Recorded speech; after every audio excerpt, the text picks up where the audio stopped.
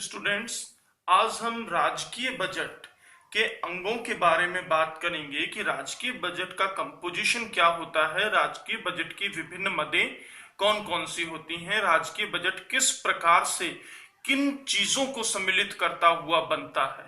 तो राजकीय बजट की जब हम बात करें तो वो केंद्र और राज्य सरकारों के आय व्यय का जो लेखा जोखा होता है वो राजकीय बजट होता है, जो किसी एक वित्त वर्ष के लिए तैयार किया जाता है।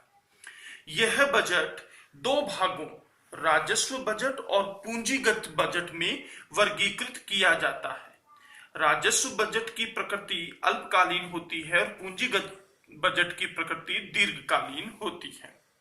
राजस्व बजट को दो वर्गों में हम वर्गीकृत कर सकते हैं।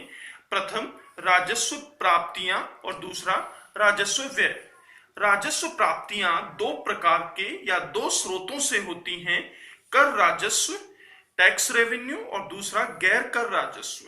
कर राजस्व के अंतर्गत बहुत से कर जैसे जीएसटी, जैसे कॉर्पोरेट टैक्स या इनकम टैक्स और निगमीय कर या तटकर या सरकार के द्वारा लगाए जाने वाले सभी प्रकार के कर इस कर राजस्व के अंतर्गत सम्मिलित होते हैं। जबकि गैर कर राजस्व के अंतर्गत जो चीजें मुख्य रूप से आती हैं उसमें लाभांश ये एक मुख्य चीज है। लाभांश प्राप्त किया हो, ब्याज प्राप्त किया हो या अन्य किसी स्रोत से अपनी राजकीय सेवाओं से कुछ शुल्क प्राप्त किए हों तो वो शुल्क तो ये तीन मुख्य चीजें गैर कर राजस्व के अंतर्गत सम्मिलित होती हैं। अगर हम राजस्व व्यय की चर्चा करें तो राजस्व व्यय को भी दो भागों में हम वर्गीकृत कर सकते हैं, योजनागत राजस्व व्यय और गैर योजनागत राजस्व व्यय।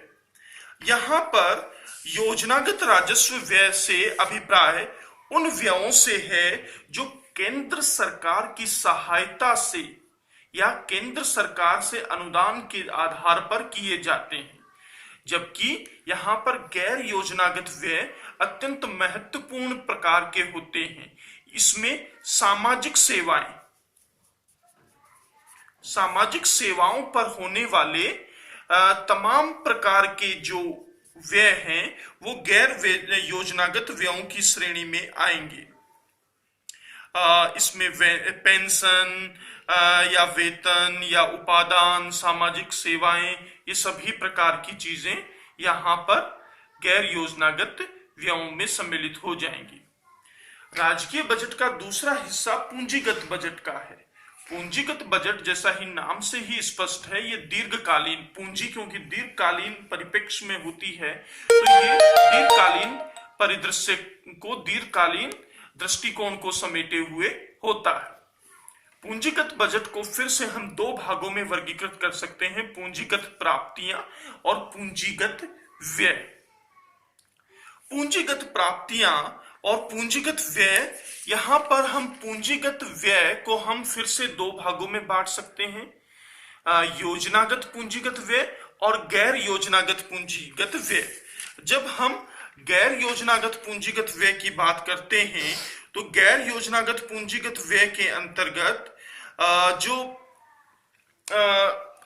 विविध प्रकार की जो राज्य सरकारों या केंद्र सरकारों द्वारा गैर योजनागत मदों में किया गया व्यय जो सम्मिलित होता है वो सभी कुछ इसके अंतर्गत सम्मिलित होता है।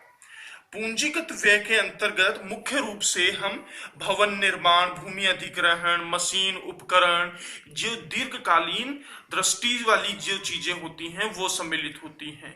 जबकि पूंजीगत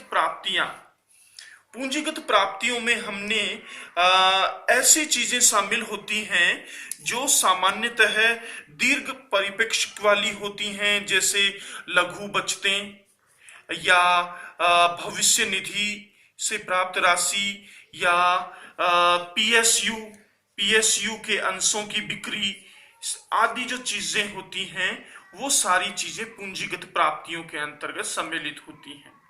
तो इन्हीं सभी चीजों को जो समेटे हुए एक वित्त वर्ष के आय और व्यय का जो लेखा जोखा प्रिपेयर होता है किसी भी सरकार के द्वारा, चाहे वो केंद्र सरकार हो या राज्य सरकार हो, उसको हम राजकीय बजट कहेंगे।